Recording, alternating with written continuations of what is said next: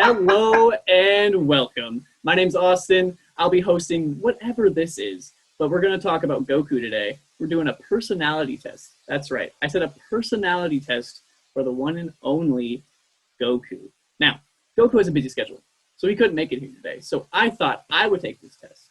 But keep me honest, I thought who else could help me out? And another Dragon Ball fan came to mind, kind of, on Twitter. PhiLLip, with 2 L's. How you doing today? I'm doing very well. Awesome. So PhiLLip, I wanted to share to the people that you made me say the 2 L's thing. You made me do it. You demanded that I say PhiLLip with 2 L's. I did. Is there a story behind this? No, not really. It's just I happen to be named after my grandfather, and his name happens to feature 2 L's, and the general spelling King Philip, things like that, is 1 L. So the popular spelling of Philip comes with 1 L. So when people spell my name, a lot of the time, they do it with 1 L. So it became like I totally kind of did not. Right, exactly. So it became kind of like a running joke to demand 2 L's, Right. Okay, that's cooler than I expected, to be honest with you. So we'll accept that. We'll leave that in. So, PhiLLip, we only know each other through the KF community. We're here. We're KFBFs. We're doing that. So I just want to thank the KF community for bringing this together. This is what happened. This is what you made. This stupid-ass video. I keep saying that it's stupid. PhiLLip's telling me it's not stupid. I think it's stupid. But we're doing it anyway. It's going to be fun. It's going to be creative. Okay, so we took this personality test. We're going to be taking it for Goku. But we thought we would talk about who we are as people just to, clear the air, make the room a little more comfortable with who we are. That way we're taking this test and they'll understand who the people are answering these questions for Goku. Now, I'll start. That's okay with you, PhiLLip, with 2 L's. Is that okay with you? Yeah, absolutely. So I am an adventurer, or ISFP-T. I have no idea what that means. But there's a quote from another adventurer, Bob Dylan. And he says, I change during the course of a day. I wake and I'm one person, and when I go to sleep, I know for certain I'm somebody else. And that just seemed totally on point for who I am as a person. I feel like I fluctuate. I feel like any given day I'm a cheery, happy-go-lucky dude, and then the next day I'm like, I'm gonna murder people. Why not? That seems like logical. Anyway, or maybe not even the next day, maybe an hour later. It's totally possible. Totally plausible for me. Not the murdering people, hopefully. But I was introverted rather than extroverted, 64%. I was observant rather than intuitive, 61%. I was feeling more than thinking, which I disagree with, but it's fine. 69%. I was prospecting rather than judging by 68%. And my biggest percentage was 79% turbulent rather than assertive. And some of my strengths and weaknesses, I'm charming. I know. Hold the applause. It's fine. I've experienced this already, so. I don't know about that. PhiLLip with 2 L's. I'm sensitive to others. I've shown that. Okay. I'm imaginative. I'm passionate. I'm curious. And I'm artistic. But with strengths come weaknesses. So I'm also fiercely independent. I don't know about that either. I'm unpredictable. Absolutely. I'm easily stressed. Absolutely. I'm overly competitive. Please, what'd you say to me? And I'm fluctuating self-esteem. I have a fluctuating self-esteem, and that for sure is true. So it's just to run that down one more time. I'm an adventurer. I'm introverted, observant, feeling, prospecting, turbulent, and I'm charming. That's what we learned today about me. I'm a charming fellow. So PhiLLip with 2 L's, you have a go at it. Who are you? So I am part of the Kind of Funny best friend community. I've been a Kind of Funny best friend for a while, but I really got involved in the community through KFBF, the best show on the internet. Mm-hmm. I started doing the Photoshop challenges, which really got me involved with a kind of a subset of the community. Ben, Please Be Excited, Matt Ferguson, and a bunch of other great guys. Josh, Like a Man, Kumail, so many great people. They make great work. And Robin GL will kill me if I don't I don't say he'll literally come from Sweden and murder me in my sleep. Speaking You know of how they are. people, yeah. But I started during quarantine doing a lot of stuff for the Kind of Funny Best Friend Twitch community. I've done emotes for Gary Whitta, for Snowbike Mike, for a bunch of great community members like Lady Macbeth, even Alec. We were just talking about him earlier. So that's kind of been what I've been doing lately. That's really impressive. That's really cool. If you saw the Predator Hunting Grounds work that I did, that actually ended up becoming a Kind of Funny reward tier for the platinum tier just recently. That was Really? Probably the most recent thing that happened that I thought was crazy and insane. But yeah, you must do great work. You must do great work. That's a little bit about me. And yeah, we met through one of those escapades. Escapades is a really good word of it. I put out a tweet on Twitter, and PhiLLip, who else, answered the call. So that's right. I was like, hey, I like Dragonball. So my personality is campaigner. With how many words I just spewed out of my mouth, I actually think that might be an apt description. Nailed it. This trait determines how you interact with your environment. That's what it says here. It says that I am extroverted 67%, introverted 33%, which, I mean, I probably agree with that. I like to call myself an introverted extrovert, so that makes sense. Yeah, I see that. For energy, it says that I'm 60% intuitive over observant. For nature, it says that I'm 72% feeling, 28% thinking, but I feel like even feelings are thoughts, so not sure how exactly that works. Scientifically, in a way, I know, maybe. Yeah. Who knows? All of them consist of brain activity, so. You're right. You're right. This one's interesting. Tactics is almost balanced at 49%, 51%, judging and prospecting. That is interesting. And then identity is, oh, I cut it off, so I have no idea. Whoops. It's all good. It's all good. We'll just say, with the way the other things were going, you were probably heavily assertive. And then the introduction says, it's a quote from Oriah Mountain Dreamer, which I'm going to look that up after we're done here. I have no idea what that is. Dope name. It doesn't interest me what you do for a living. I want to know what you ache for. And if you dare to dream of meeting your heart's longing, it doesn't interest me how old you are. I want to know if you will risk looking like a fool for love, for your dreams, for the adventure of being alive. Yeah. And I think that just means PhiLLip is a hopeless romantic. It's all I got out of that. Who you are, PhiLLip, 2 L's. Who you are. So I will say that I've been with my wife for 13 years now, and we've been married for 4. So I would say that there's definitely some hopeless romantic in there somewhere for keeping that alive. Right, right. That's a long time. That's impressive. So do you have your strengths and weaknesses? Probably, maybe. Okay. Strengths and weaknesses. Mm-hmm. So curious. Do you want me to actually read these out? No, just the points. Like I said, I was charming. I was sensitive to others. I was imaginative. Yeah. Okay. Yeah. So curious, observant, energetic and enthusiastic, excellent communicator, Ooh. Know how to relax. So I guess I know how to relax really well. Which, makes sense. A lot of people ask me if I smoke weed because I'm so relaxed all the time. Do you live in California? Should I say that? Can I say you live in California? Can I say that? You can tell people that I live in California. And actually, fun story. I actually live in an area called the Emerald Triangle. The reason it's called the Emerald Triangle is because of the quality of weed that we produce. Top notch. Top notch. But the funny part is, I don't smoke or anything. To each their own. But yeah, so I guess that would mean that I might be relaxed if people think that I'm high all the time when I'm not. So, Fair enough. Hey, that's cool. And then last point is very popular and friendly.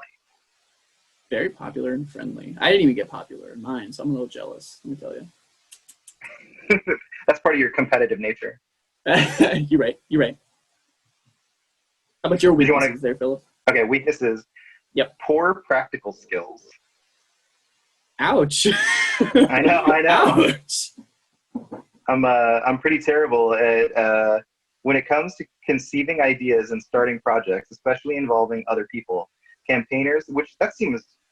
Oh, sorry. Campaigners have exceptional talent. I was like, I thought they were rolling into a negative there, but that's the positive part of the weakness.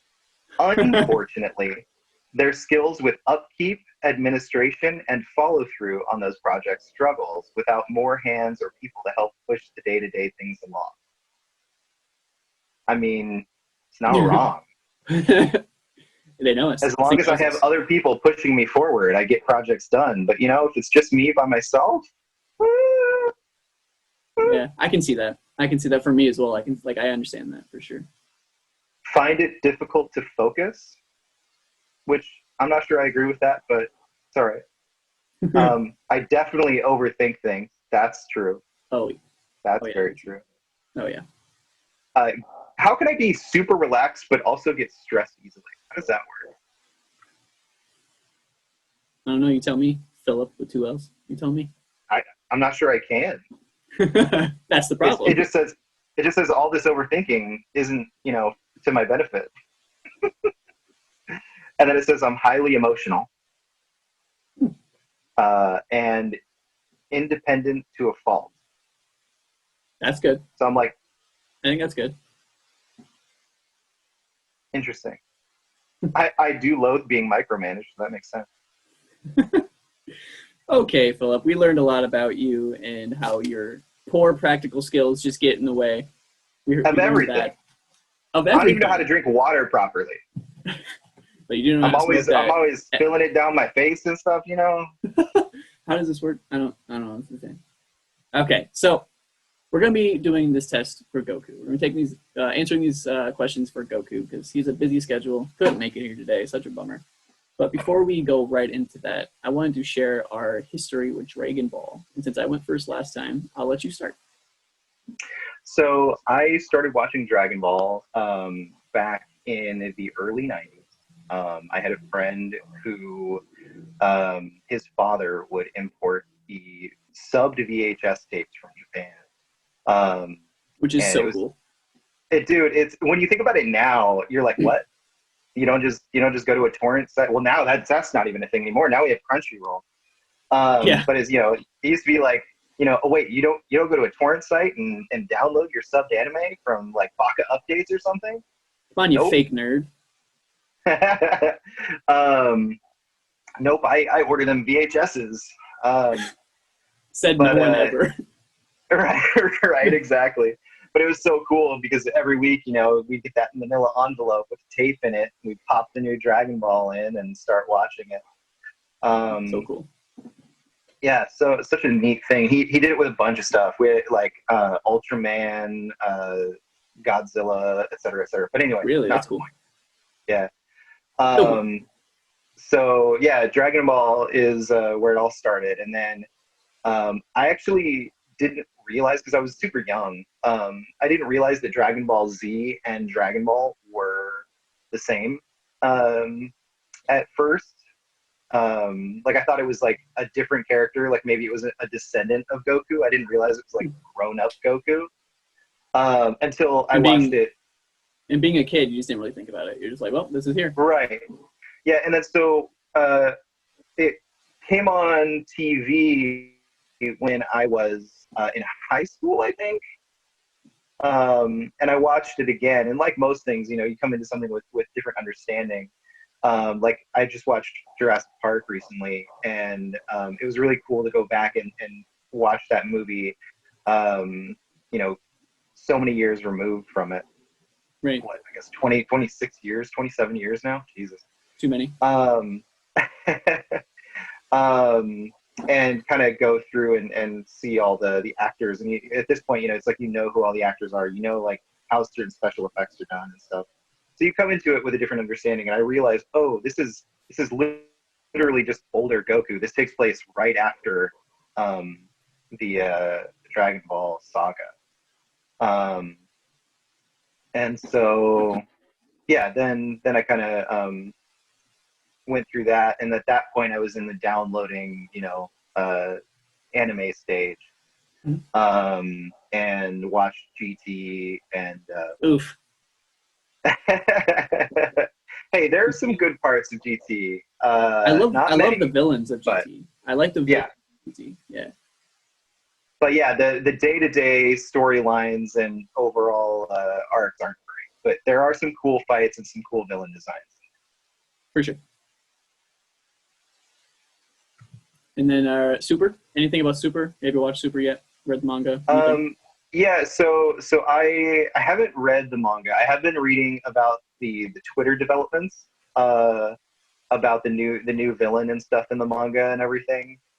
How Vegeta is getting shafted again. I just want him to get one win. I want him to be, how in the Pokemon anime, Ash finally got like a tournament win. Mm-hmm. Like, I want them to give Vegeta that. Like, the series has been going on for how long? Like, his character itself is almost, 25 years old or whatever. Like, come on, give him a win, guys. Give him a win. No, I totally agree. But I remember reading somewhere that Akira Toriyama doesn't like his character. Like, dude, he doesn't like any of his characters. But I mean, like, he has a heavy dislike towards Vegeta. Apparently. Yeah. I remember reading this somewhere. I also read an article about how he hates Tien, because he's always, like, giving Tien the short end of the stick, too. What about Lunch? He forgot she existed. Yeah. Oof. Big oof. But yeah, I really enjoyed Super. The problem with Dragon Ball is that it has become, somewhat of a cycle of them fighting, getting stronger, and it's like, once you get to Super Saiyan God, Super Saiyan, like, how do you go beyond that? Okay, Super Saiyan God, Super Saiyan Ultra Instinct, or yeah, okay, it definitely becomes word salad for sure. Yeah, like, how do we go beyond that? And so that's kind of where we're at in the manga now. We have probably one of the cooler villains that we've seen in a long time, as far as like his power set and his abilities and how strong he is. But for sure, yeah. At the same time, like, it's getting to this point where it's like, I mean, you kind of made him too powerful too quickly in some ways, and now it's like you're just at what point is he literally just going to transcend and become an ethereal being that can control time and space? Right. Yeah, no, you got a point there. But for me, I kind of like how he was super strong at the beginning. I totally agree with what you're saying. But I feel like Goku just gets stronger and stronger and stronger and stronger and stronger to the point where it's kind of hard to make an enemy seem terrifying when Goku's there to fight him. So the fact that they still managed to do that, even though we know that Goku is like the upper echelon at this point, I think is an achievement. Could be wrong. That's my personal opinion. I think for how long that the anime has been able to carry on and keep people's interest, and how many times he's been able to subvert expectations, like, even though we know he's going to get more powerful, like, what's going to happen this time is still kind of a nice intrigue. Exactly, keeps you guessing, which isn't easy to do with a character like Goku. Yeah, especially when at this point you feel like you can do anything under the sun. My trope, the one trope that I wish they would stop is the, like, oh, let me fight you in basic form. Oh, let me fight you with Kaioken. Oh, let me fight you with Super Saiyan. Right, yeah. Like, this isn't even my final form. How many times is someone going to say that to some iteration? Yeah, exactly. But whatever happens, I still love it. I still gobble it up like a freaking... Oh, for sure. Yeah, Dragon Ball Z will forever be something I adore for the rest of my life. For sure. Yeah. For sure. So for me, I watched it for the first time in the early 2000s, I think. I think it was just on TV for me. I'm not sure. Yeah, that was my introduction to when I said I was in high school. That was like right around that time is when it aired on TV and I started watching it again. I was like 7, so. Yeah, I get it. Yep. I was 14, so you were half my age. Yeah. Sounds good. I'm a youngin. But yeah, so I saw it on the TV, and it's something my dad and I always watched together. And I never once watched it like in order. It was just whatever episode we were together and we watched. So I remember the first episode I ever saw had when I think Goku was coming back from fighting Frieza, and Vegeta's in that pink shirt. Do you remember this? So my introduction to Vegeta was pink shirt, yellow pants Vegeta. So the best Vegeta. I mean, other than like bearded Vegeta or goatee Vegeta, whatever you call it. Is that GT? I think so. So. Yeah, one of the very few things GT did right. I think it is GT, but yeah. But when you're a kid and you're like, pink and yellow aren't cool. Who's this guy? Why is his hairline so stupid? but yeah. What is up with that widow's peak? Why does he look like Nick Scarpino if he was a Super Saiyan? That's a good call out. Nick Scarpino is just Vegeta, but not. So yeah, I watched it growing up with my dad, and then as I got older, I realized the internet was a thing, and I watched it all the way through illegally, of course.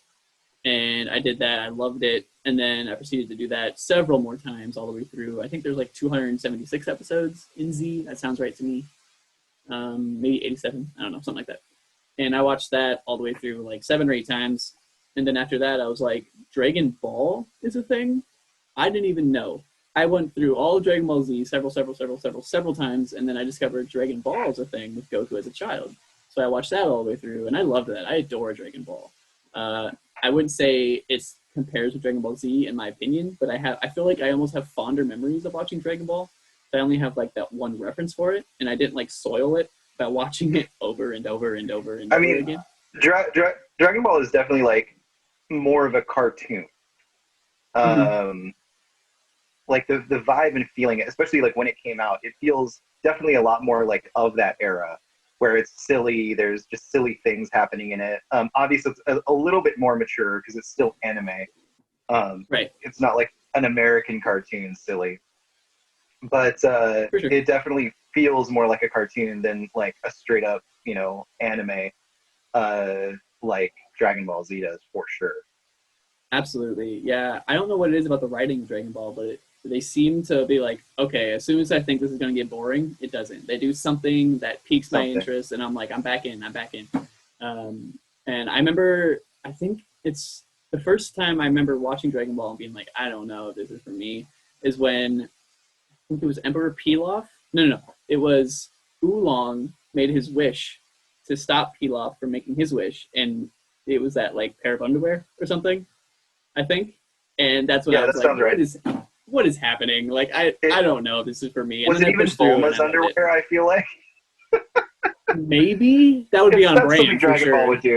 That would be something Dragon Ball would do. Yeah, that might sound right, because I think it might have been, like, the one she was wearing. And then there's, like, I think there being a scene where she was like, where's my underwear? Yeah. It was a mustache in GT. That's what it was. A mustache. It was Vegeta mustache in GT. Yeah, one of the very few things GT that did right. All right. So good. So yeah, I've seen GT after Z, after watched all of Z several times, went back, watched Dragon Ball, and then I watched GT. Not a fan of GT. I don't know a lot of personal fans of GT.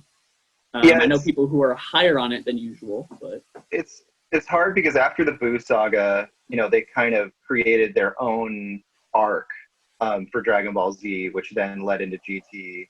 So all of that stuff, the warrior stuff from Z, and then the kid Goku stuff from GT, was all like that anime company doing their own thing without Toriyama's involvement at all. So it definitely felt weird and out of place at times, for sure. For sure. I didn't like the Super Saiyan 4 look. I didn't like the design for that. I did enjoy, is it Majub? I like his character a lot. I like that we got more of him. I enjoyed the villains a lot. I thought they were kind of left out to dry. I thought they were very unique villains. But yeah, everything else with that writing I didn't like. I didn't like Kid Goku. So yeah. There were definitely cool ideas for sure. And yeah, Kid Goku, I think, came out of a necessity of they've already done so much with the Dragon Balls to try and, you know, break the rules and bring Goku back. Which sure, at this point, you know, what they ended up doing in Super was like, they were like, no, there are better and bigger Dragon Balls. Instead of, you know, oh wait, the rules of these Dragon Balls can't be, or are, let's like try and manipulate these Dragon Balls rules. They were just like, no, let's just have new Dragon Balls with new rules. Yep, why not? Why not? Can't fail. Can't fail. So yeah, and then I watched Super. I haven't read any of the manga besides the original Dragon Ball Z. I kind of gave up on reading manga just because, I don't know, I don't have time to watch the anime and read the manga. So I chose Honestly, the anime.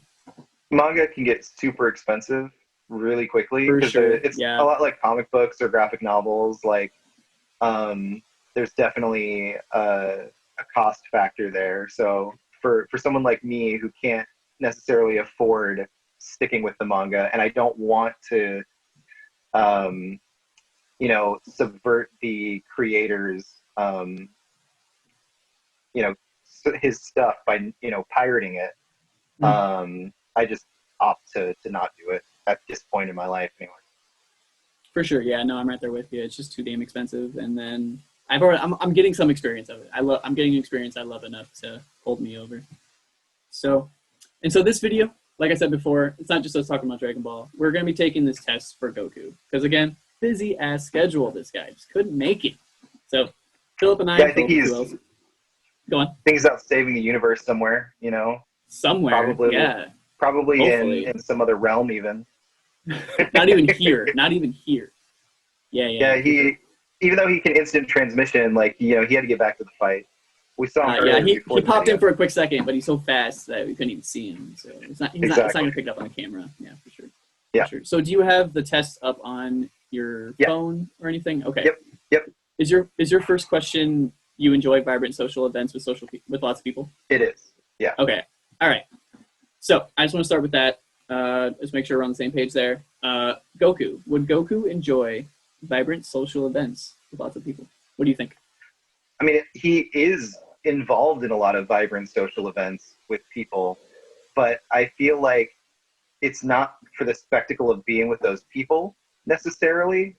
He usually is interacting with one person as a whole in these vibrant events, because, you know, he's usually fighting them. And when you look at his exterior, when you're looking at his exterior activities, he's like farming out by himself or exercising and training. So that's a really hard question. You don't really ever see him like at a party. Even in some of the filler episodes, he's with like one other person. Right. The thing that popped in my head for this was the get-togethers where the little family is there. The family as in like Bulma, Vegeta, their kids, Majin Buu is there, Tien is there, Chaozu's there, Roshin's there, and they're all serving some weird food. Like, I think like Bulma's birthday party or something. Yeah, those kind of outings came to mind. And I feel like he enjoyed himself, and I feel like he does enjoy these social outings. He just doesn't do them. I feel like he would be fine I feel like if put in a situation. I feel like even then, though, he's socially distant. You know, he's thinking about the fact that he'd rather be training right now. That's very true, yeah. That's a very good point. Yeah, if he was in a situation, he would be very distant. He wouldn't be focusing on the situation at hand. I would say it's like, I wouldn't strongly agree. I think that we definitely put it in the agree category of these events. Okay. But I don't know if we put it super high. Just the first little green blip there, maybe? Like the smallest degree? Yeah, first or second? I'm going to go with the first one, if that's okay with you. Okay. Yeah, all right. I figure we'll keep it together. We'll keep it the same. Okay. Second question. You often spend time exploring unrealistic yet intriguing ideas. I think this is wholeheartedly a yes. See, the one hiccup, I think, is unrealistic. Anything Goku puts his mind to, he does. He can do, yeah, but are his goals unrealistic at first? Is becoming a god That's true. That's true. That's very true. Yeah, just because he ends up doing it. You won me over. You won me over. That's a hard yes. So yeah, the third yes on that one, I agree. Okay. You're right, PhiLLip, as well. You're right. Your travel plans are more likely to look like a rough list of ideas than a detailed itinerary. Does he even have travel plans? This one's hard because, like, when you think about him as a person, he obviously has, like, a segmented training regimen, something that he follows pretty religiously, which you could think of like an itinerary. That's a really good point. You're good at this, PhiLLip 2L. But at the same time, when he actually travels, I feel like even though there might be some semblance of a plan, it's not really all that well put together. Also, can Goku write? Can Goku write? Oh, I'm not sure he's ever written. I mean, he's obviously, as far as we know, never gone to school. Right. Yeah. And he's a working man for sure, because he's always out in the fields doing stuff or training. Always training or farming. Farming. Jesus Christ. Yeah, I don't know if we've ever seen him write. No. But, you know, in his head, he definitely has detailed ideas of what he's doing for training and things like that. So I would say... I don't know if this falls in the category of travel plans, though. I just don't think that's... Like, yeah, because most of his... If Goku knew he had to be somewhere at a certain time, it wouldn't be like, because he can just fly over there. He's there. Like, he can just instant transmission there. So I don't feel like he has plans. He's just there. Yeah, he has ideas that kind of pop into his head sporadically. But yeah, I think for literal travel or anything that's going on at a given moment, I think you're right. I think he kind of is more spontaneous. Mm-hmm. So your travel plans are more likely to look like a rough list of ideas. So is that a hard yes then? I would say maybe the second from the end. The second one. Okay. All right. So like instead of the hard agree, just the one right before it. Yep, the second agree. Yeah. Yep. Okay. You often think about what you should have said in a conversation long after it has taken place. I'm not sure he thinks about anything after he said it, honestly. I'm trying to think. I feel like this would only have any semblance of like being real, and it's for like 30 seconds after he talks to Chi-Chi, and that's it.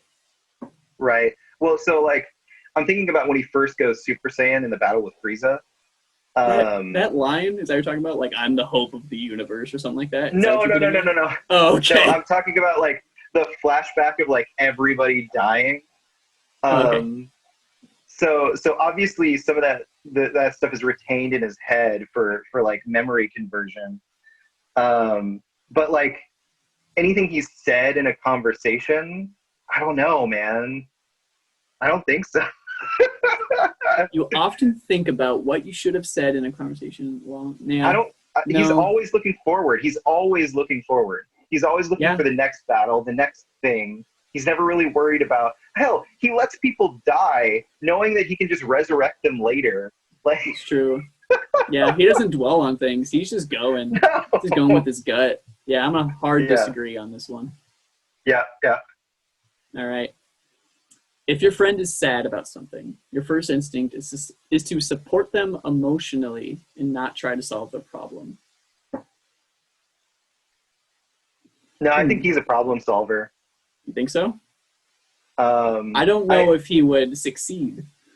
No, I don't think he would succeed, but I also don't think he necessarily supports people emotionally either. Yeah, he's not going to go over there and put his arm on their shoulder and be like, "What's up, chap?" Right. I mean, I don't know. He shows a lot of emotion throughout the shows, but when it comes to like intimate emotions, like we never really see him and Chi-Chi intimate. Like they don't really kiss. They don't really like hold hands, anything like that. Mm-hmm. So even his son, he's like, "Here, green Namek man." Uncle Piccolo. Yeah, exactly. Yeah. I mean, obviously he cares, but I'm not sure how much of an emotional support he is. Mm-hmm. The most emotional scene I can think of between him and, it's not Chi-Chi, but it's Master Roshi.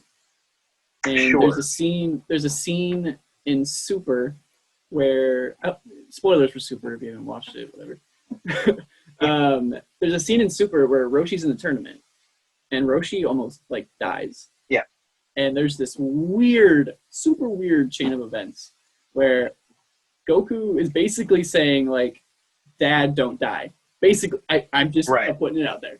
Like he's basically saying like you can't die, and he like shoots this energy into the air, and it falls back down and hits Roshi, and like saves him.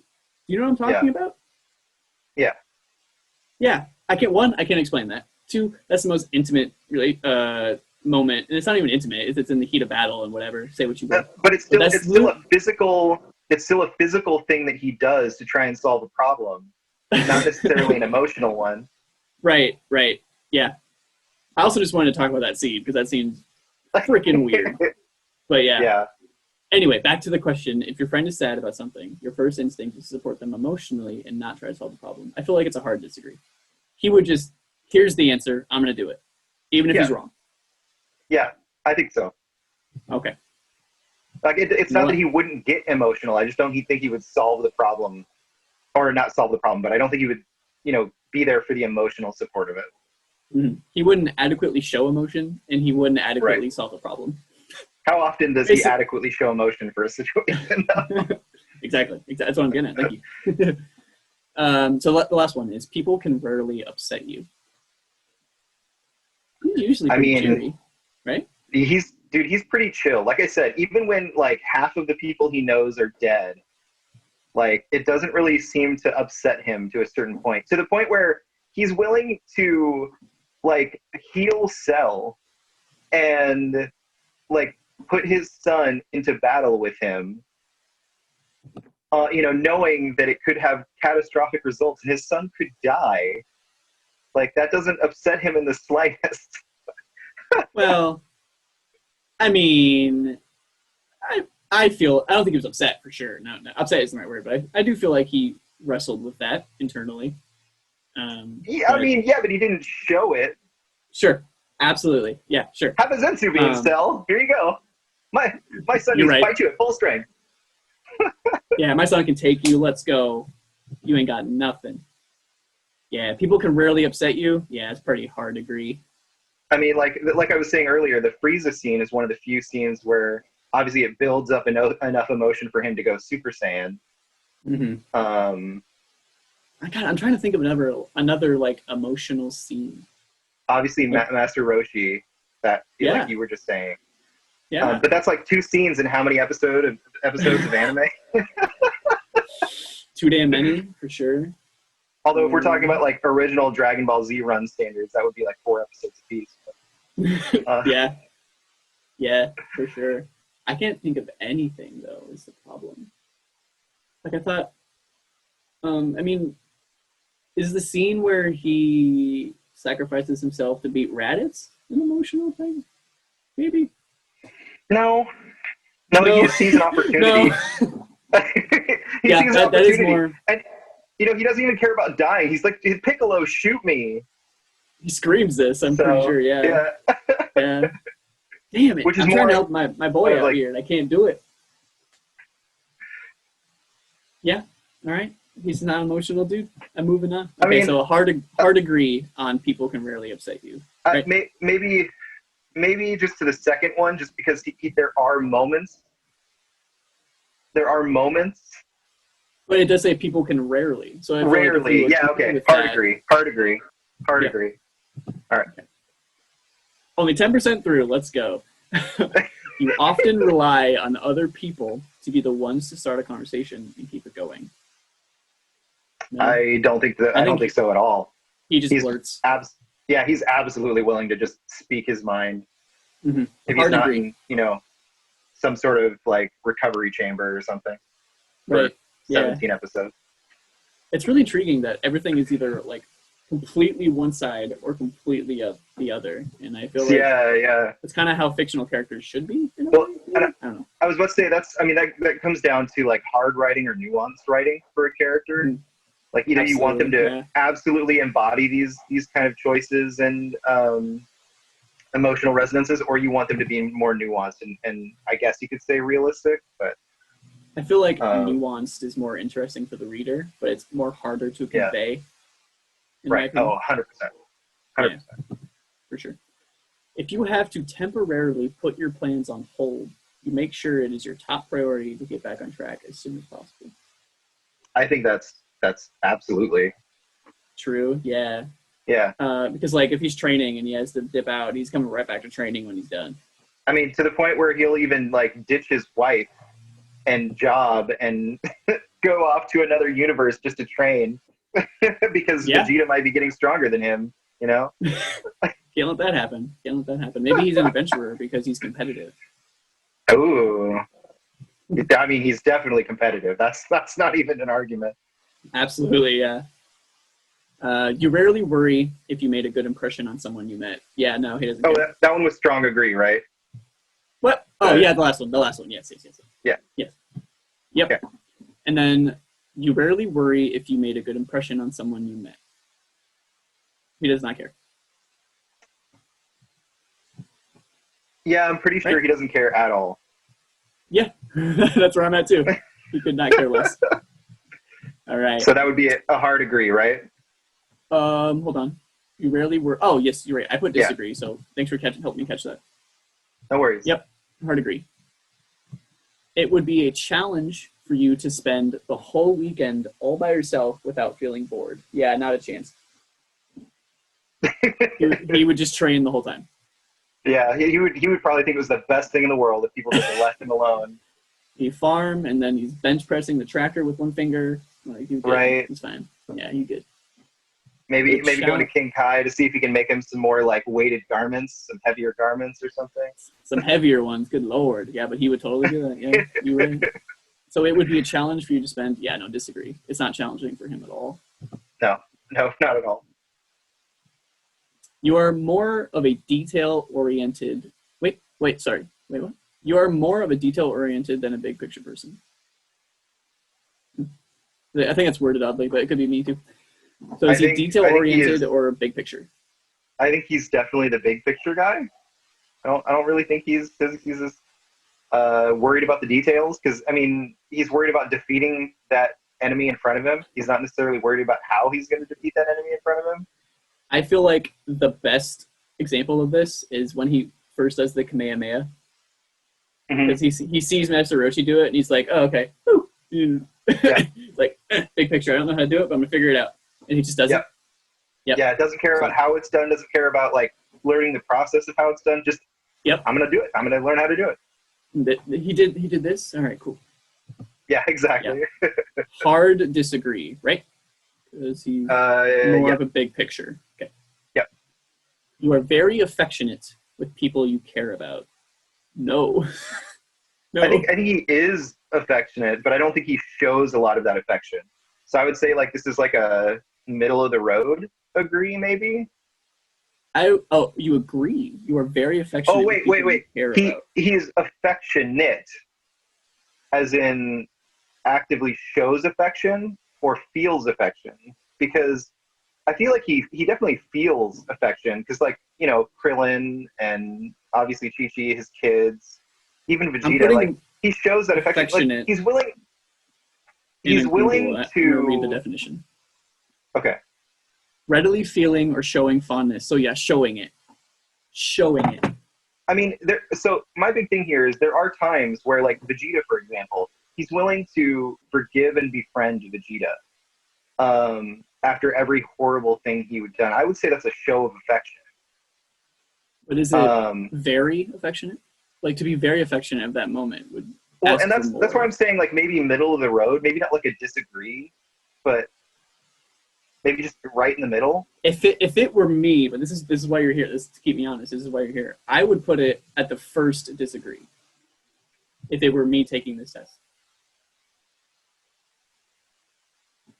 I just feel like he does show affection. But yeah, you're right. It does say very affectionate. Yes, if you are very affectionate people, you are very affectionate of people you care about. Yeah, and affectionate means you show it. I would say dead in the middle. Shows it. I would say dead in the middle. Like it's not like he's not showing it either. I feel like once you fall into the disagree, he's like, I guess that does imply that he's not affectionate. right, which he does show affection at times. All right, I'll go middle of the road, but I'm not happy about it. You convinced me. All right, so middle of the road. Next page, 20% done. 20% done. No, word from our to be sponsor. fair, Just kidding. To be fair, we did almost a 4-hour spoiler cast on The Last of Us Part 2 on Ben Please Be Excited streams. So this is nothing. Okay. I see how it is. All right, cool. We'll just take my time. Okay. Yeah, exactly. Just stretch. You have a careful and methodical approach to life. No. Yeah, not even a little bit. He's not careful. Hard Aren't there disagree? literally scenes? Aren't there? Yeah, absolutely. Aren't there literally scenes where he's like, I just broke every bone in that body? Yeah, pretty much. Like, I mean, literally, like he, to the point where he had to go in, a chamber to heal because he was so messed up. Are you talking about Namek? Yeah. But like to that point, like Saiyans in and of themselves get stronger every time they're defeated or broken or which is whatever else. I love that. Don't get me wrong, I love that, but it's such a plot device. Oh, 100%. 100%. It's just like, but I do think it builds this idea of not being careful for sure. Mm-hmm. Vegeta takes advantage. Like even Vegeta. He's like, kill me. Vegeta does. Kill me. Yeah. Even Vegeta does some dumb stuff. For sure. All right. So the next question. You are still bothered by the mistakes you made a long time ago. Now, I feel like this is very similar to that other question where it was, things that he said, if he could think back on things that he said a lot or whatever. But no, I don't think he's bothered by mistakes at all. Mm-hmm. He's too carefree for that. Yeah, he doesn't care. He just does a little smile and he nods his head. Yeah, hard disagree. All right. Or tilt his head, not nod his head. Yeah. At parties and similar events, you can mostly be found farther away from the action. Yeah, because he just left. He's gone. How much farther away can you be? Right. So, is that like hard agree? I don't know if I want to hard agree because he is involved. Like we were talking earlier, he is involved in those parties and stuff like that. So I don't know if I'd go quite hard agree, but I feel like earlier we were talking about it as if he were to be at a party, which he wouldn't. This is how it would be for the most part. But this one says at parties and similar events, you can mostly be found farther away from the action. So I guess it is it is pinning him there at a party too. Again, I suppose. And I'm just saying I don't think I'd say hard agree. I think I would go just one below it. All right, PhiLLip, it's 2 L's. You got me. You often find it difficult to relate to people who let their emotions guide them. I think he is a person that lets emotions guide him, so I feel like he would relate to them quite well. So is that a hard disagree? I think so. Okay. When looking for a movie, this is not something I pictured Goku ever doing in his life. When looking for a movie to watch, you can spend ages browsing the catalog. And I don't know, maybe after his grandkid is born, I could kind of see him chilling out with a movie. Isn't he already a grandkid? Didn't Gohan? That's what I mean, though. Like that's what I'm saying. Is like when he becomes a grandparent, like in the series, I could totally see him maybe chilling out with the family in a movie every once in a while. Yeah, for the grandkid, I can see that. And he would be like, where's the one about Kung Fu or whatever? But as far as like browsing the catalog for ages, I think he'd have an idea of what he wanted to watch like right away. And you're right, it'd be something like martial arts or fighting related. He'd be out there watching from like Yu Yu Hakusho, you know? Good call out. Yeah, so when looking for a movie to watch, you can spend ages browsing the catalog. So I would say disagree. Middle of the road disagree or hard disagree? Yeah. Okay. Yeah, so wait, are we doing the one just to the right or the second second to the right? The second one. Yep. Okay. Yep. You can stay calm under a lot of pressure. Yeah. I would absolutely. say strong agree. Oh, yeah. That's probably one of his better traits. Yeah. Okay, next. Hey, 30% went kind of quick. 30%. That one went quick. That was a good pace. When in a group of people you do not know, you have no problem jumping right into their conversation. Yeah. I feel like you would. What do you think? Yeah, he would have no problem. He might say some dumb shit, some dumb stuff, but You can say whatever you want. he would just go in there and start talking. He'd be like, "What are you guys talking about?" Absolutely. Yep, for sure. So, agree? Yeah. When you sleep, your dreams tend to be bizarre and fantastical.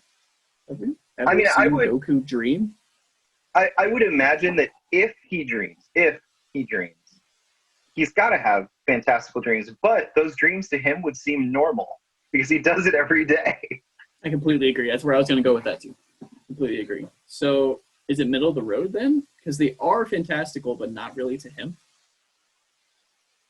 Yeah, I'd say middle of the road. Because it's hard, because A, we don't know if he actually dreams. I don't think there's ever been an episode, even a filler episode, where he's been dreaming about something, or even been forced to go to sleep. You know, that trope of being knocked out or poisoned or gassed or whatever. I don't know if he's ever had any. I can't remember an episode where he had something like that happen to him. I mean, was he dreaming when he was in a coma? I don't think so. Thing? Wasn't? I don't think so. I don't think he was dreaming at all in that. I could have swore he was internally fighting someone or something. Maybe I'm wrong. Maybe I'm misremembering that. But leave it below in the comments. Yeah, for sure. Yeah, let me know how wrong we are. Every single question, answer it yourself. All right. So middle of the road on that one. I think that's a good middle of the road one. Yeah. Okay. In your opinion, it is sometimes okay to step on others to get ahead in life. No. I mean, he literally steps on others. Yes, but people that ask for it. But it's not necessarily to get ahead in life. Yep. So I would say him stepping on this guy is getting him nowhere. He enjoys it, but it's not doing anything for his life. Yeah, it's not like Vegeta. I would say that Vegeta would absolutely step on other people to get ahead in life. Yeah, if we were answering these from Vegeta, that's a whole nother freaking ball of wax there. Jesus. Okay, so hard disagree? Yeah, I think so. Okay. I don't think he really bears any sort of malice towards anyone. Yeah. I mean, I guess you don't have to bear malice towards someone to step on them, but I think you have to have that in your heart somewhere. Somewhere. That's okay. You are dedicated. He wouldn't be the golden boy, the hero. He wouldn't be that golden boy or that hero if he had those sort of things. That's true. He's not Bardock, that's all I'm saying. Hey, I love Bardock. He's me too. One of my favorite characters. I feel like he's honestly in some ways a more dynamic character, but for sure. At the same time, for this conversation. Mm-hmm. I want to see more of Bardock, but that's fine. Me too. Have you played Fighter Z? Dragonball Fighter Z. Okay. Yeah. It was recently on sale, so I finally picked up the DLC and messed around with Bardock. And I just in one of his win quotes, he's like, "I'm not who you think I am. I'm not Goku," or something like that. He sounds all angry about it. But it's always cool to see those little insights and things that you wouldn't normally see outside of the anime. Yeah, for sure. I'll take anything I can get with more Bardock. So, good point.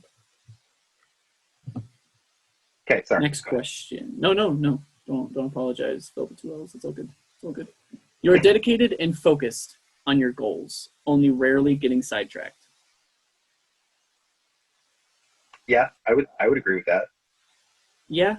I mean, I guess in a way he gets sidetracked by the people he fights, but at the same time, fighting those people accomplishes his goals anyway. That is his goal at that point. Yeah. So I would say, yeah, he rarely gets. I feel like he gets sidetracked a lot, but it always goes towards his goals in the end. So yeah. So is that a hard agree, or maybe a second? I think it's a hard agree. Hard agree. No, I think it's hard. Okay. If you make a mistake, you tend to start doubting yourself, your abilities, or your knowledge.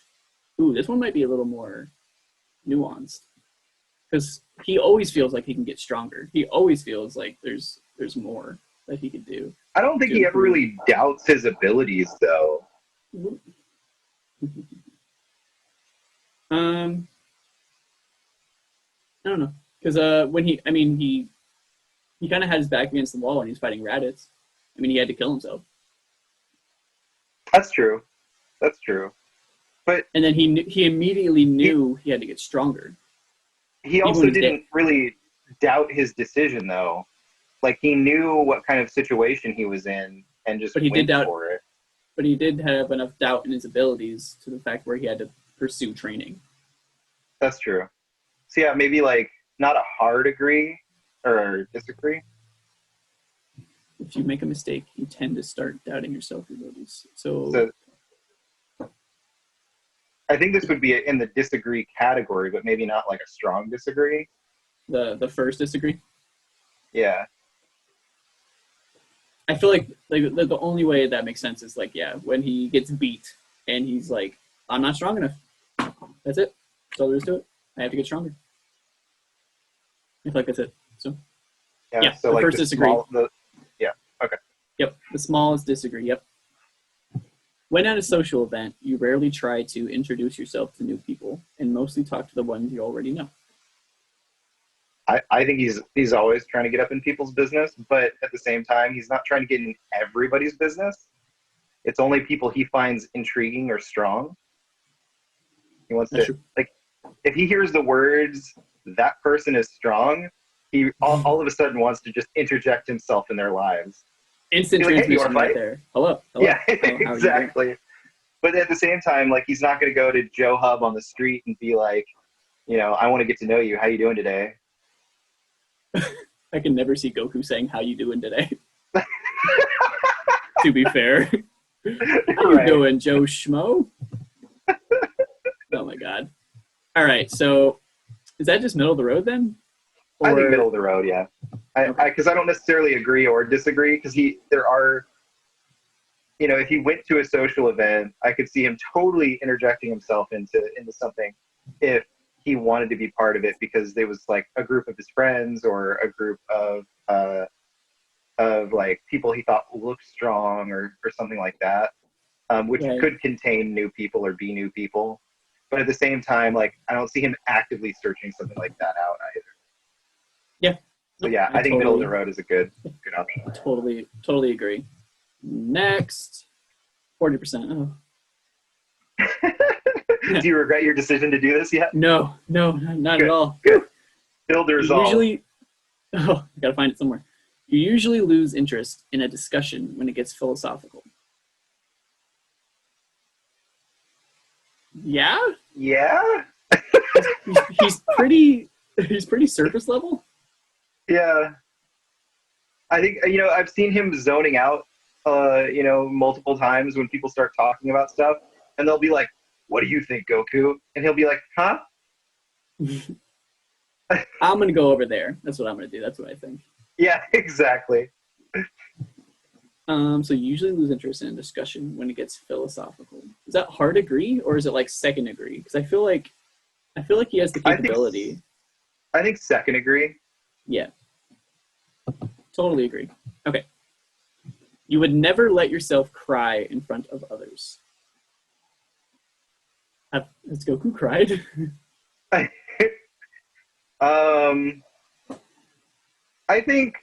don't think he would. He's fairly run by his emotions in some ways, because being a Super Saiyan, you have to be able to be in tune with your emotions to be able to transform. That's true. That's very true. That's a good point. And I would like to take the wording of this. It says you would never let yourself cry. I feel like he doesn't stop himself from crying. He wouldn't care Right. about that. Yeah. He just hasn't got Yeah, he would never crying. Right. Yeah, I don't think he would ever, if there was a moment where he felt he needed to break down, I don't think he would run it. He wouldn't Vegeta. Yeah. Yeah, But for I sure. could absolutely see. Go on. I was going to say, I could absolutely see Vegeta, like, feeling like he needed to cry and either just being like, no, I need to suck it up. I'm a true Saiyan. Or, I feel like there is a scene like that where he kind of like sniffles a little bit or something.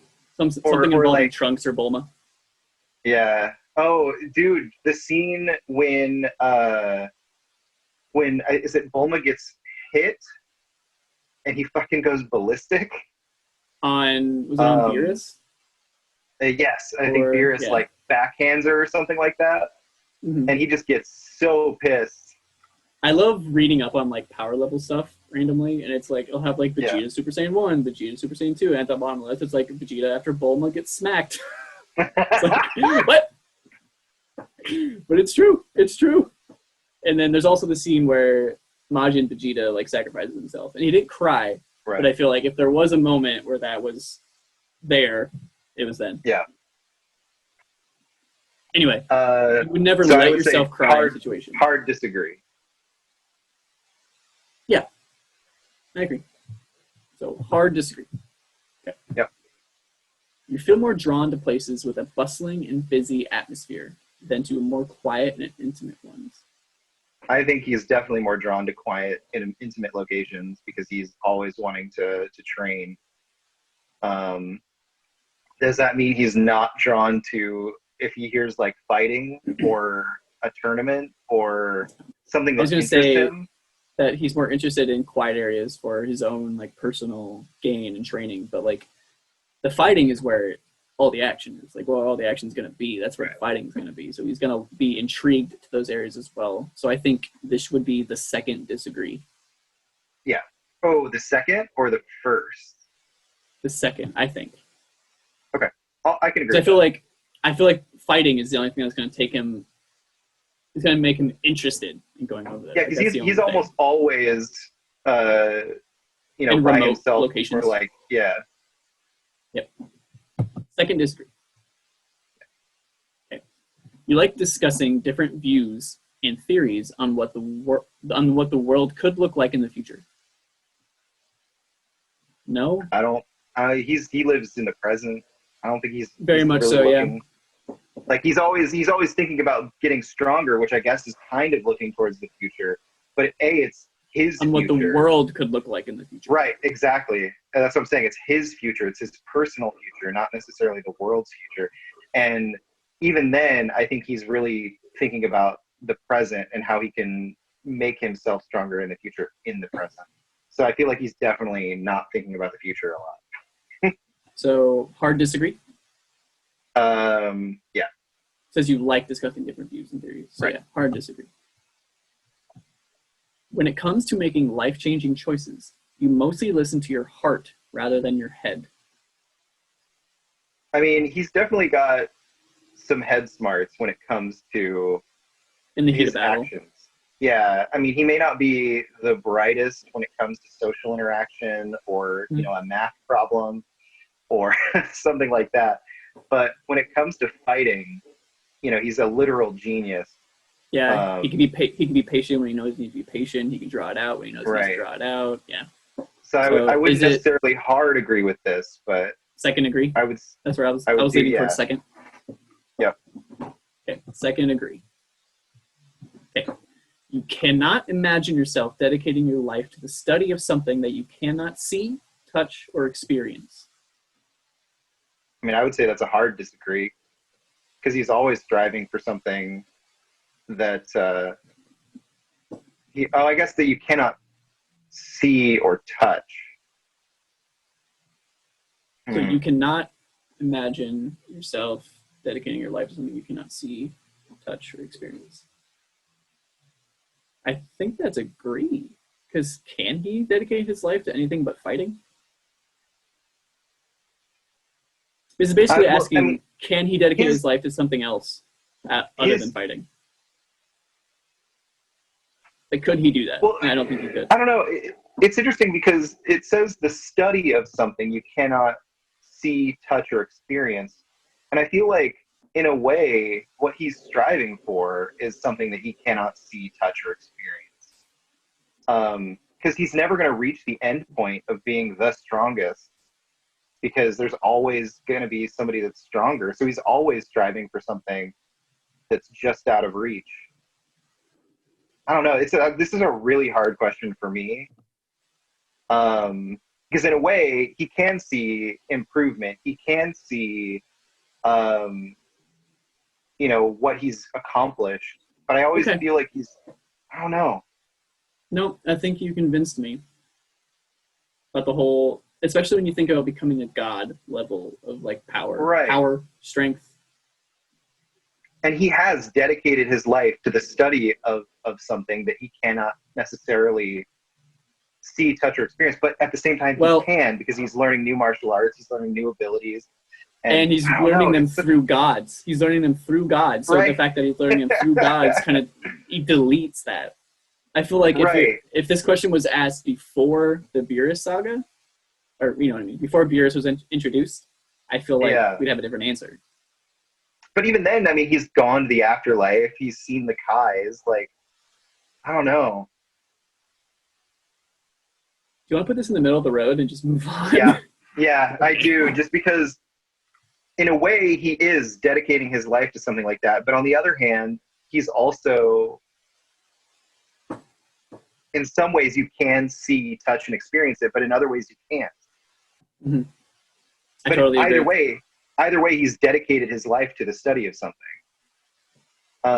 And at one point, he could and cannot see, touch, or experience it, I think. Right, exactly. The touch thing is weird for me. Right. So I would say middle of the road on this one. Okay, I agree. It's like a yes and no almost. I don't know. Mm-hmm. I know. No, I'm right there with you. Back and forth. Okay.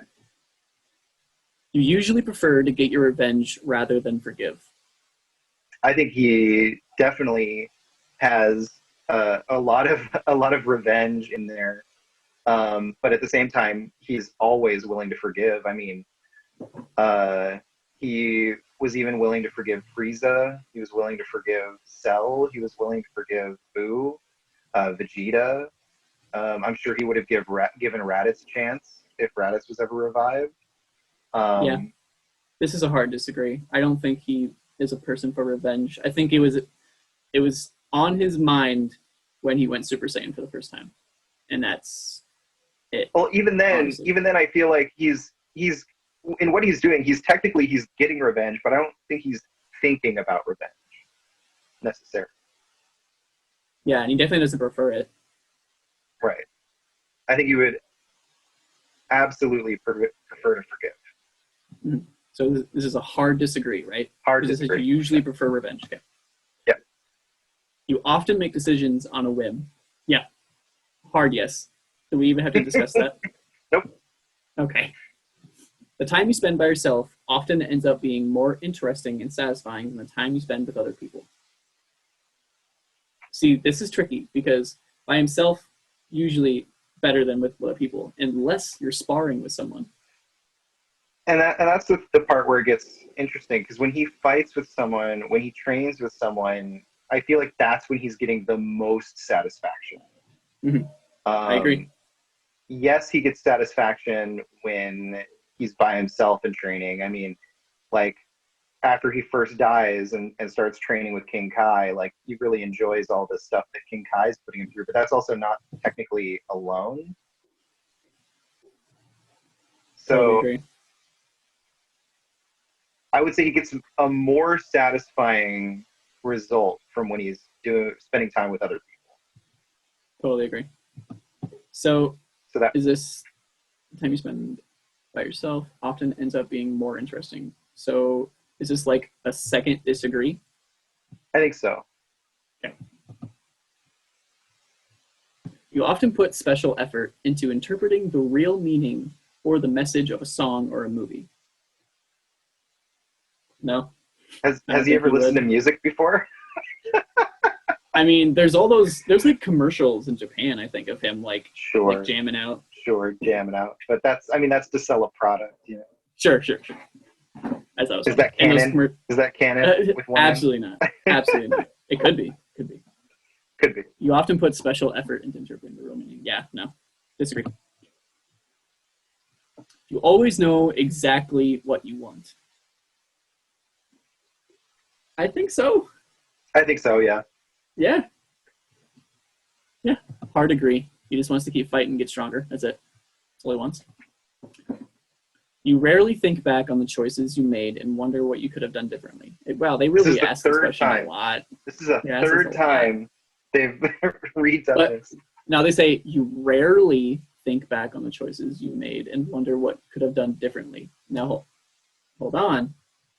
You think he ever thinks about a fight that he's done and, like, I don't know, some weird thing he did where he probably shouldn't have? Does he ever talk Probably about anything not. like that? Okay. Well, I mean, he has almost no regrets because everyone's either alive or can be revived or whatever else. So I don't think he has to dwell on it. I agree. So you rarely think back on the choices you made and wonder what you could have done differently. So hard to. Is that a, wait, hold on. You rarely think back on. But if you say oh yeah, disagree, hard agree. Sorry. Okay. Hard No, agree. just making sure I wasn't being dumb. That's all. No, you're good. Yeah, he rarely thinks back on it. So yeah, that would be hard agree. If at all. Yeah. Right. When in a public place, you usually stick to quieter and less crowded areas. Again, I don't think he cares. Yeah, I don't think he cares. Usually stick to quieter and less crowded areas. Is that like maybe a hard agree, or I mean like a soft agree? Yeah. Because I feel like without even thinking, he'd probably just like migrate. If he had to stay in one area, he would migrate to a secluded area. Yeah. So second or first? The first degree, the little, the tiniest degree. Yeah. Little blip. All right. Little blip. You tend to focus on present realities rather than future possibilities. Hard agree. Yep, I totally agree. You often have a hard time understanding other people's feelings. Ooh, yeah. I mean, I think so. Yeah. Unless it's in the heat of battle, then he's like, I understand. Right. I get it. We're brothers. So is that like a second degree, you think? Or maybe I think the big thing here is his absolute and utter disregard for Chi-Chi's feelings. I was thinking about that too. You often have a hard time understanding. But does he understand? No, he doesn't. I would say like either the second degree or soft degree, maybe. I don't know if I'd go hard degree on it. I think it's a second degree. Yeah. I'm good with that. Yeah. When starting to work on a project, you prefer to make as many decisions up front as possible. Yeah, no. If he was given a task, he would just do it without thinking. Yeah, 100%. So just hard to he would think about the easiest way to do it and just start. Well, not necessarily even the easiest, as in like effort-wise. He would just do the first thing that came to his mind. Yeah, that's what I mean. Is like that's what I mean by easiest. Not necessarily he'd think about like a way to make it easier for himself. He would just think about the first thing that popped into his head and just start. Oh, you want this building to get moved? Throws it. Done. Yeah, exactly. To him, that's the easiest way to do it. Yep, I gotcha. The hard disagree. Hard disagree. Yeah, hard disagree. Okay. Yep. When you know someone thinks highly of you, you also wonder how long it will be until they become disappointed in you. By the way, I know we're like an hour and a half into this, but this is 16personalities.com. I don't know if we ever said that. The website that we're taking this test on. Well, I have that recording right now. So when I put it up later, it will say that in the corner or whatever. Oh, okay. So, cool. Yep. I just wanted to make sure, like, because we hadn't really talked about that part of it. Yep. No, that's a good disclaimer for sure. Okay. Sorry. Let's go ahead and read that one again. Okay. When you know someone thinks highly of you, you also wonder how long it will be until they become disappointed in you. And I think that's hard to disagree. I don't really think I don't think he really thinks about that at all. Yep. Agree. So hard disagree. You feel comfortable just walking up to someone you find interesting and striking up a conversation. Hard agree. If he finds them Yes, if he finds them interesting, yeah, he has no problem at all. He has no problems. So next, you often drift away into daydreaming about various ideas or scenarios. I think that's true. I think he, it would be like combat projecting, thinking exactly. about fighting someone, thinking about how he should train, stuff like that. But I do want to say, I want to put that at the second degree, because normally he doesn't have to daydream. He's just doing it. Right, that's true. Training but I'm thinking about those times when he's farming and he like doesn't want to be farming and he's sitting there like on the tractor, like thinking about fighting or training. Yep. So no, that would be agree. second agree? Yep. Okay. Second agree. You looked after yourself first and others come in second. Hard disagree? Or is that he doesn't really care about himself at all. Like, he wants his body to be at peak physical shape, but like he's not going to do anything. I don't feel like he really looks after himself at all. Like, I guess you could say his physical condition and his training regimen and stuff definitely is all about him, and his decisions are definitely all about him. But when it comes that's true. to looking after other people, like, it depends, because like I was joking earlier, he kind of just hands his son off to Piccolo. And, in some ways I feel like he definitely doesn't necessarily consider other people before doing whatever he's going to do. But at the same time, if their lives are in danger, he would absolutely put himself in that situation. So maybe second disagree, not hard disagree. Second disagree. Let me go back again. So you look after yourself first and others come in second. But isn't he mostly him? Okay. Isn't he mostly looking after himself, though? I would say second disagree, like just not a hard disagree. Because there are times where he puts himself. But this is saying he looks after himself first. So if we disagree, then we're saying he looks after others more so than himself? Yeah. I mean, like I said, it depends on the scenario. Because he oftentimes puts himself into situations where he puts himself first. But I think it's this. I think if we're doing disagree, I think it's the soft disagree. The softest disagree. Mm-hmm. Okay, because I don't feel like I agree with it enough that he's, because when it comes to where it matters, he's not going to put other people before himself. So soft disagree. I agree. But the thing you brought up about like him he just goes off what he thinks is right in the moment. Right. He doesn't care. That's true. Here's my son. That's true. Yeah. So I think it's soft disagree. Soft disagree. Okay. Even when you've planned a particular daily routine, you usually just end up doing what you feel like at any given moment. I mean, that's both true and not true.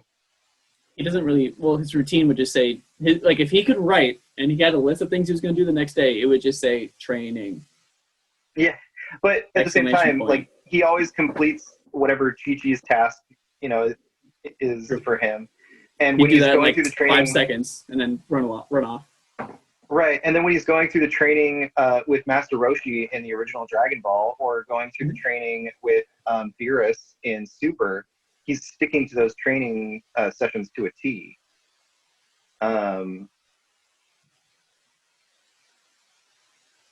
So, but at the same time, it's like it is doing what he feels like doing. Right. Like doing those things, besides some of the menial chores for Chi-Chi, like usually, even when he's doing a planned particular daily routine, it's what he wants to do. So, do you think this should be? I would say like second, either soft or second disagree.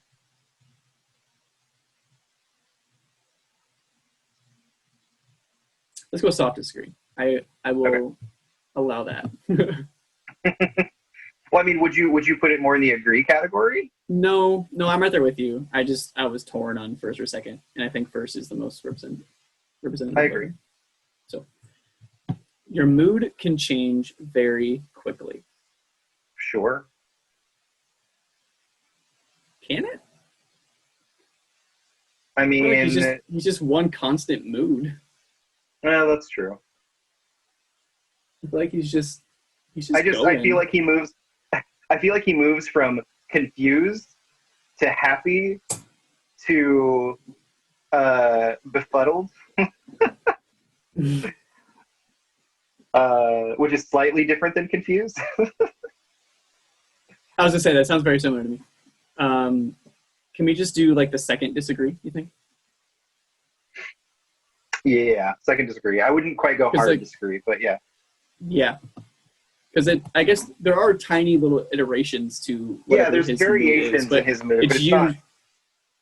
Go on. It's not like straight up bipolar, angry, sad, happy. Right. It's like happy, lower happy, happy.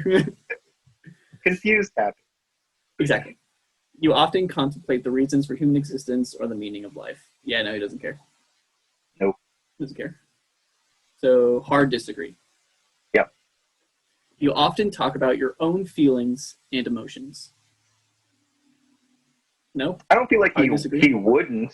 I don't feel like he wouldn't talk about those things, but I also feel like he doesn't talk about those things. I don't think he knows how to convey those type of things. When it says you often talk about your own feelings, I would have to say hard disagree. Nope, I agree. Hard disagree it is. Oh my God, we're 80%. Oh my God. We're getting there. You have got detailed education or career development plans stretching several years into the future. Hard disagree? We're talking education or career. I don't think he has either of those things. Like, I guess he's a farmer now, but I don't know. I guarantee you he's like, I'm not doing this for years to come. So one thing here is, I definitely agree with you. I agree wholeheartedly that this is a hard disagree, but I kind of just want to expound on it a little bit, in the sense that it's talking about education and career development. Like when he's planning on training and fighting, his only thought is really about getting stronger. He's not like Batman, Bruce Wayne, who's like going from country to country and learning from the world's masters and learning new martial arts techniques and expanding his education on fighting. He's literally training and becoming stronger. It's not very often. He has had a lot of masters, though. He had Roshi, he had King Kai, he had... Yeah, but he's not like necessarily actively seeking them out. You know, they kind of happen upon him. And so I think when it says here he's got a detailed education or career development plan, I think that's absolutely not true. Yep, totally agree. Anyway, I just wanted to expound on that just a little bit on why you might think. The word education really trips me up with that. I believe that in martial arts there's a huge wealth of knowledge, and when you think about the education of martial arts, there's a ton to learn. There's different philosophies, there's different ways of fighting, tactics and fighting techniques. So there's a lot of educational things, whether it's like, let's say it's a story, that has some sort of moral at the end of it. There's definitely a lot of educational things from that perspective that he could be actively searching, but he's not. That's a very good point. Yeah, I wouldn't have thought about that. Good job, Phil, with 2 L's. Good job. You rarely dwell on your regrets. Again. Did they just rephrase that again? Yeah. So this is agree, right? Yeah. You rarely dwell on your regrets. Yeah. Now watch. We're like, oh, we got this question again. And somewhere in there, we put a different answer. Watch. Spending time in a dynamic atmosphere with lots of people around quickly makes you feel drained and in need of a getaway. I don't think so. I mean, I feel like he wants to get away, but like I don't think he feels drained. I think he'd rather be somewhere else. But I don't feel like he's going to be drained by it or quickly makes him feel drained. I agree. So is this just I think I disagree. Is it a soft disagree? Because I feel like he does want to get away, but Yes, it's not. I'm okay with soft disagree. Okay.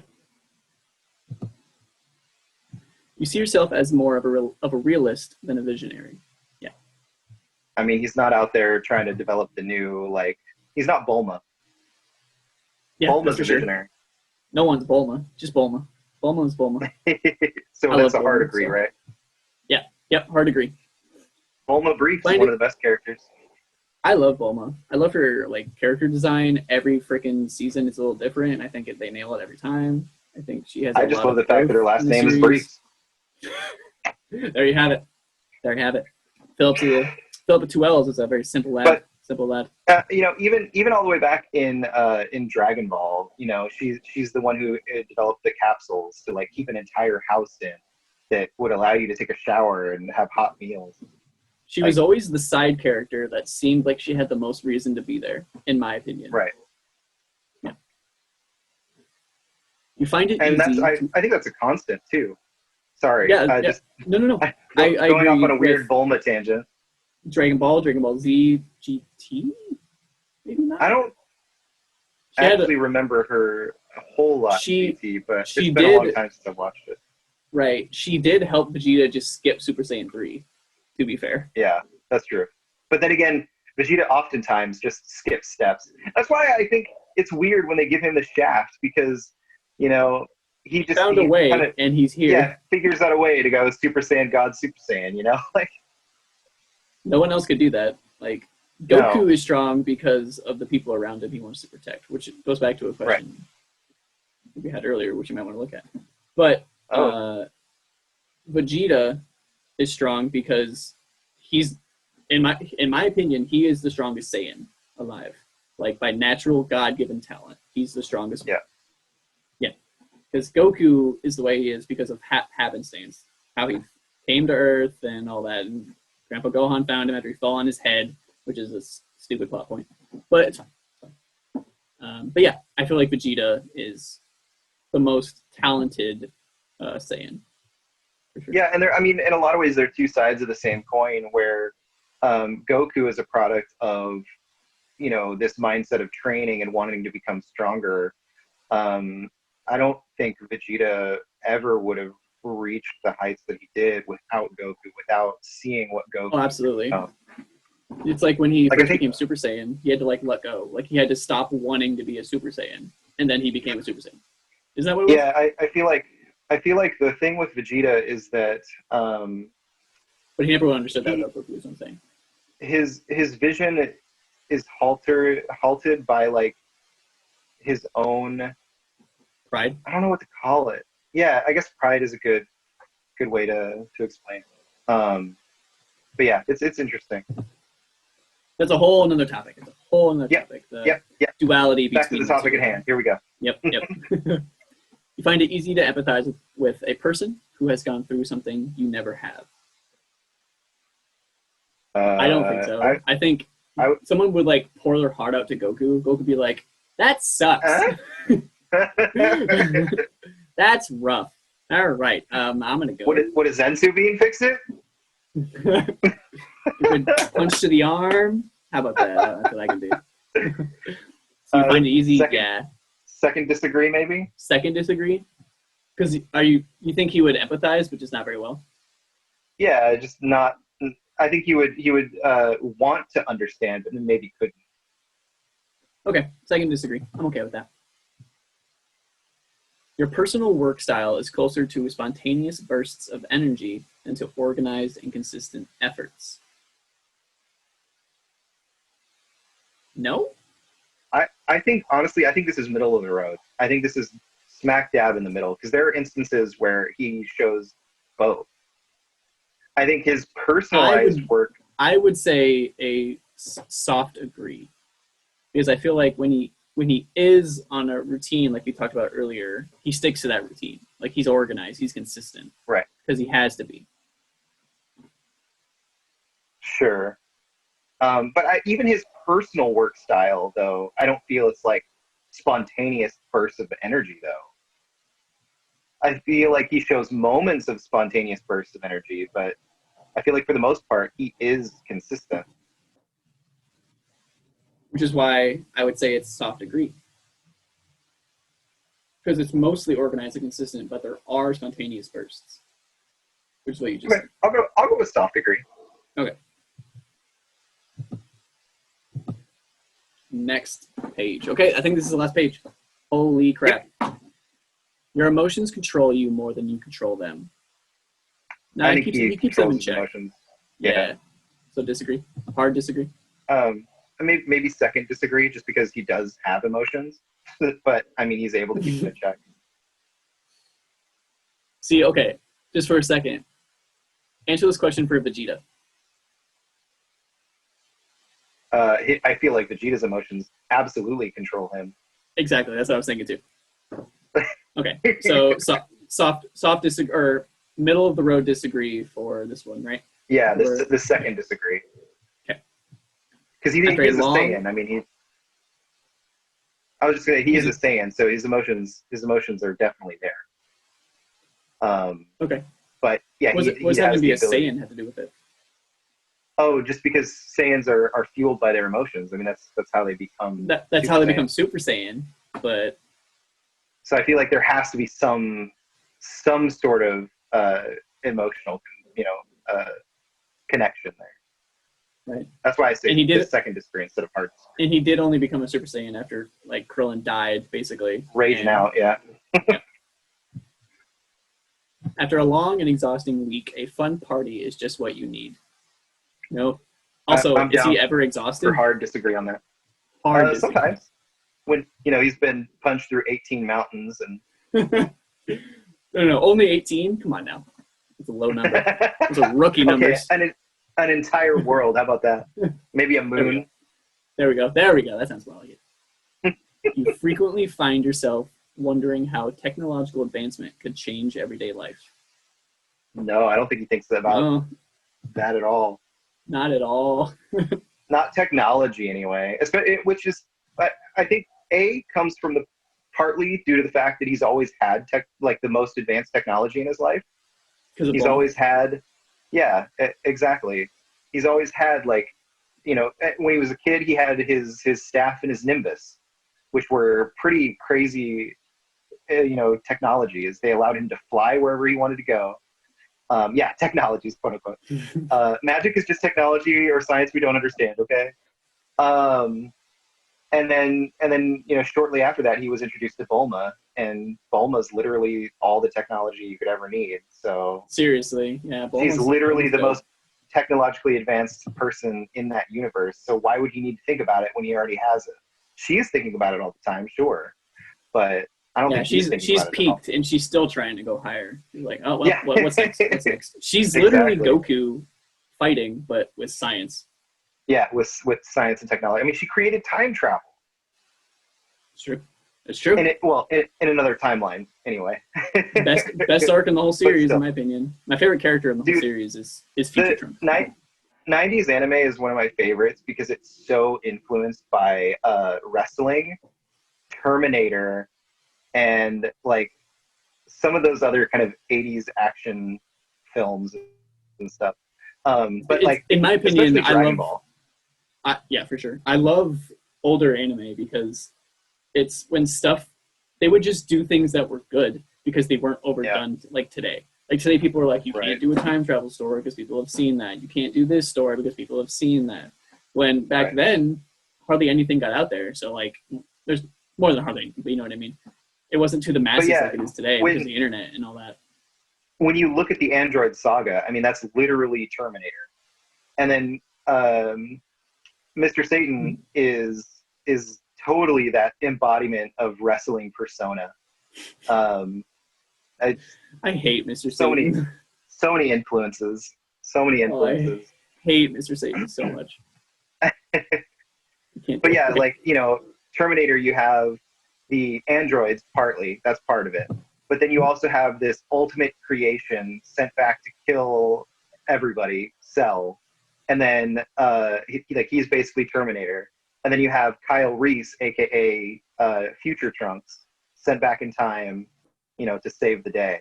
And even more of a parallel. It's a little bit different, but still a parallel. One of the characters from the current timeline has, Trunks as their kid. So there's that whole thing of, like, would they have named him Trunks if he hadn't have come back in time? Same thing with Kyle Reese in the sense of, like, would John Didn't they name him Connor Trunks before then? No, they didn't have him. Or... In Z, she didn't know she was pregnant when they first met her. Oh, you're right. You're right. I also just now realized that Trunks is Trunks Briefs. Yeah. Uh-huh. I just now realized that. Well, God. I guess technically, he probably would. I guess, man, how would that work? Would he be Trunks Briefs? He's Vegeta... Prince Trunks Briefs. Oh God. So do you think Vegeta like just adopted Briefs as his last name? Because I don't think that they have last names technically. No, I think Vegeta would not do that. He's just Vegeta. Okay. So Trunks. I think Trunks would, because I feel like Trunks. But yeah, Trunks well, he needs a social security card, so Also, Trunks likes his mom. Vegeta. That's true. Doesn't like to admit it. Okay. You always consider how your actions might affect other people before doing something. No, sorry, you're good. You're good. You always consider how your actions might affect other people before doing something. Yeah, no. No, I don't think he thinks about that at all. No. Okay. Hard disagree.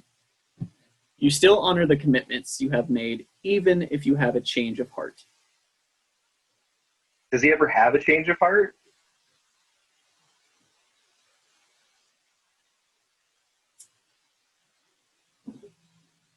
My gut tells me yes, but I can't think of something. I would say that he definitely honors his commitments for the most part. He would definitely honor his commitment. If this were to happen, if he were to have a change of heart and he made a promise or something, he would definitely keep that promise, I feel like. I think maybe second degree, just because we're unsure. Second degree. I am okay with that. And you rarely feel insecure. I would say agree. Does he ever feel insecure?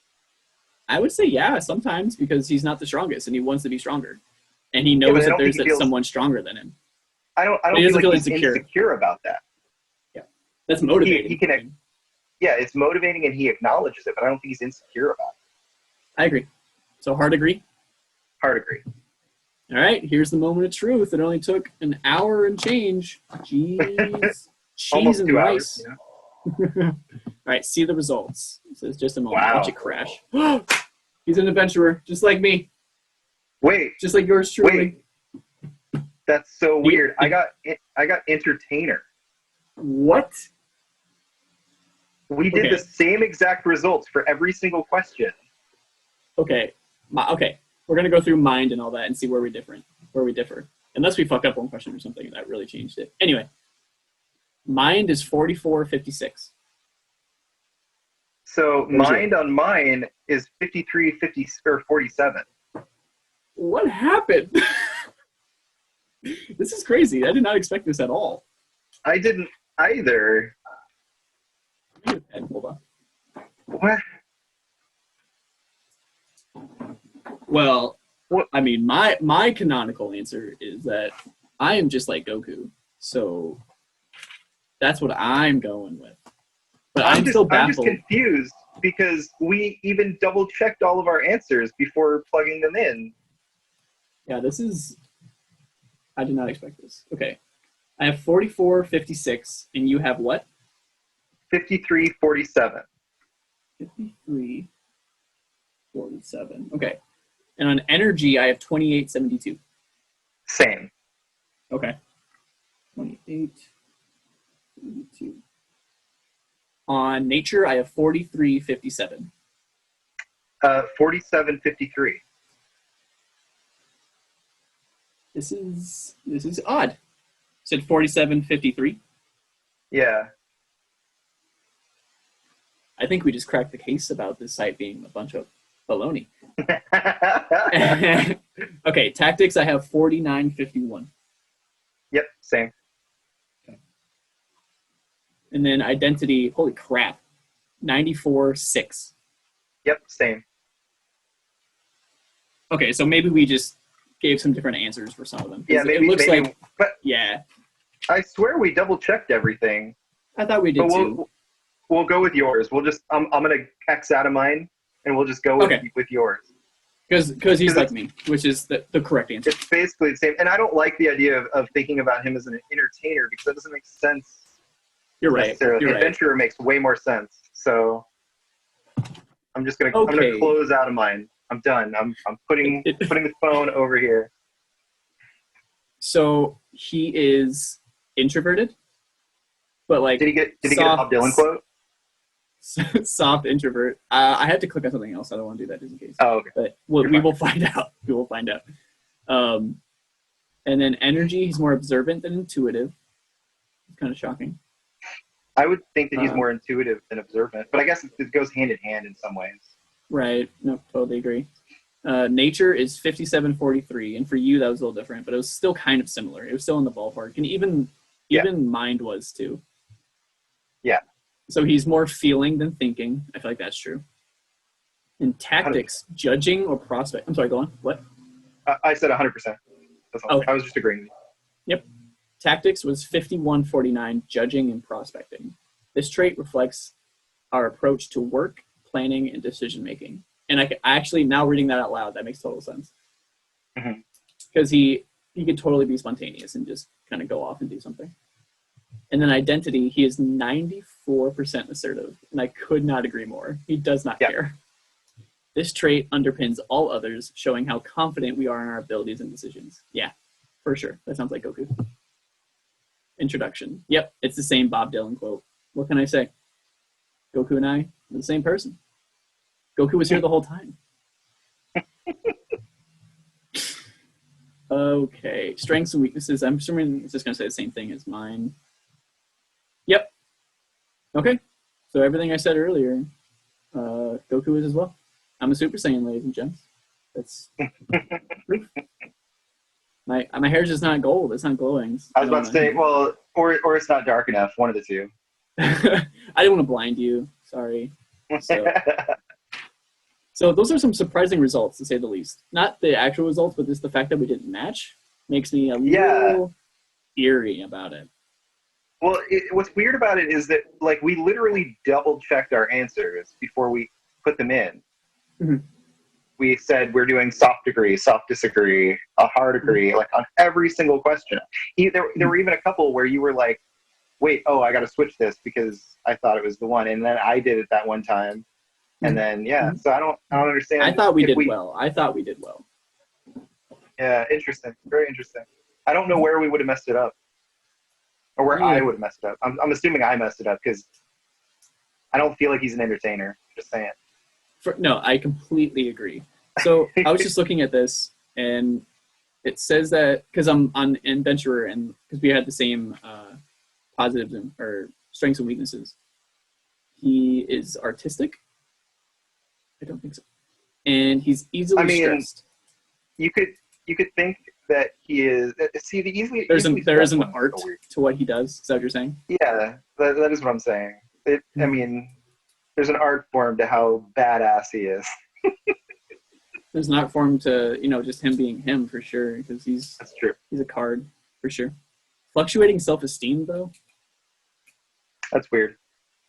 That doesn't seem like that seems like a strange trait for an adventurer. Someone who's willing to go out and put themselves out there. It feels interesting. Yeah, but maybe that was what led them to be an adventurer in the first place. Just leaving. Maybe. Self-esteem, they were low, And then I mean, I guess I could see him bouncing back and forth between I'm not strong enough, I'm strong enough. I don't know. Maybe there's some self-esteem. I just feel like he uses those emotions in the right way. Like, I'm not strong enough. I'm going to go train for 7 years of my life. Yeah. Overly competitive?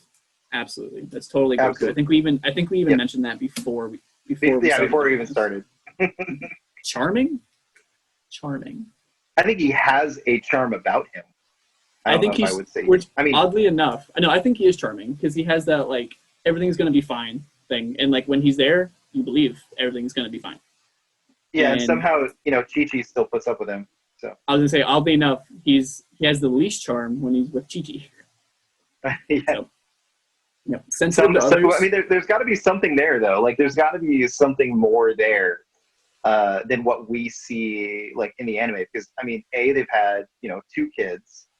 Both kids, seemed to be turning out okay. One turned out great. The other one's still growing up. And, like, so, I don't know. There's got to be something there. For sure.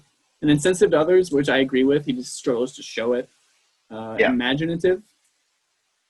He wants to be a god, so kind of. Kind of. I mean, he wants to be a god. He literally only wants to be a god because that label means he's strong. That's it. Yeah. That's it. Curious? Yeah, I'd say so.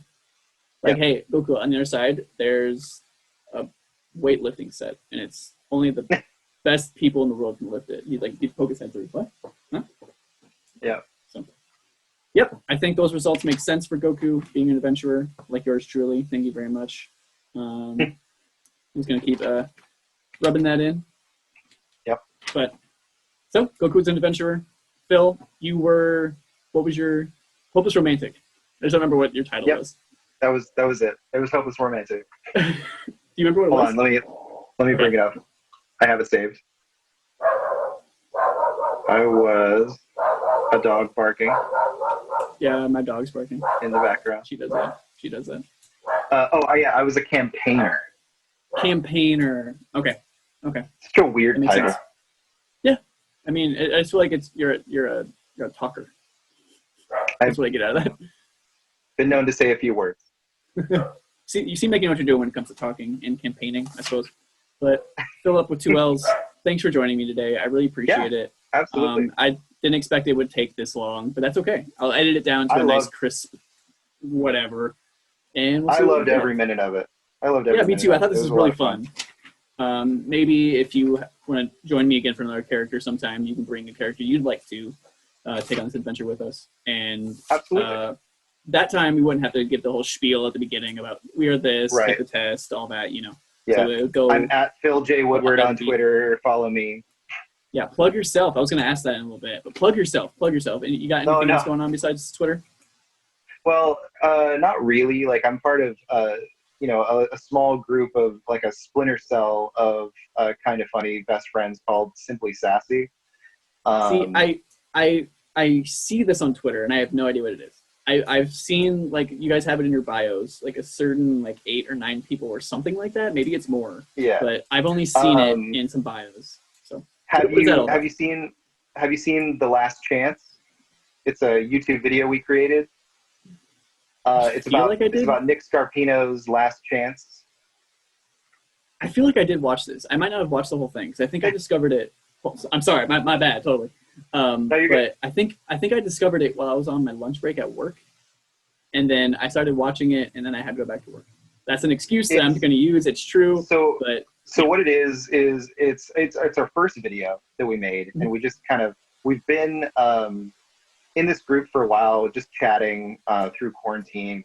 We used it at first to show people our creative stuff and get some bounce off ideas and get some feedback. And then it kind of turned into, oh, hey, you want to play some games together and stuff like that. But then Ben, Please Be Excited, had this idea of making a parody trailer of The Last Dance, the Michael Jordan documentary. Oh, yeah. I did totally watch this. I don't think I finished it, though. I did totally see this. With Nick Scarpino and him trying to get into the NBA, called The Last Dance. It's so good. And I did some of the assets for it, but I also was the voice of Solid Snake. Can you do impressions? Have you been holding out on me? There are some impressions that I can do. Cool. But it all started, the Solid Snake thing started because when I start to speak a little slang, people say I sound like Solid Snake. So it's so cool. that wasn't even the quote unquote Solid Snake voice. That was just me being quiet. Okay. I thought it sounded good, but that's just me. Well, that's what started it. Was, when I'm playing games late with all these people from New Zealand, because they're 7 hours behind you, but tomorrow. So like Okay. there it is what brain not working. It is 9 a.m. there, I think, right now. But tomorrow. But tomorrow. So it's their Friday right I don't like that. now. Right? They get It's to all- experience things first. I don't like it. They do. Like he was playing Ghost of Tsushima before me. It wasn't cool. But so talking late at night, I would go back to the base. And so I would talk a little bit more like this. And that would be that would be what kind of started this whole, oh, you should do a Solid Snake thing for this video. Anyway, it's called The Last Chance. You can check us out at Simply Sassy Vids and check that out. I recommend watching the whole thing. It's a lot of fun. Edited by Al the Predator Tribesman. We had some other talents in there. Lots of fun. But yeah, I'm mainly at PhiLLip J Woodward on Twitter. Commissions are open for voice work and emotes. You heard it first. You've heard it first here, folks. But hit him up. Hit up Phil with 2 L. Hit him up. Yep. You know what's funny is my Twitter handle actually only has 1 L. I know. It's PhiLLip J Woodward. You're a faker. You're a faker. I know. It was because PhiLLip J Woodward was taken. That's what I am on everything. And then Phil with 2 L's was already taken, so I went with just the 1 L. It was very sad. Broke my heart. You admitted defeat as you accepted this. Yep. That's okay. That's okay. We won today. At least I did. I'm Goku, so I cannot get much better than this. So once again, thank you for joining me. I'm Robin Williams, so it's fine. Hey, that is really cool too. Robin Williams is one of the best to ever do it, so for sure. Thanks for joining me today, Phil. I appreciate your time. I hope you had a lot of fun. It was great. Awesome. Okay. Well, that's gonna be it for us. We found out that Goku's an adventurer. Wave bye to the people, Phil. Which, I mean, seems natural. Have a great day, everyone. I'm waving. Bye-bye.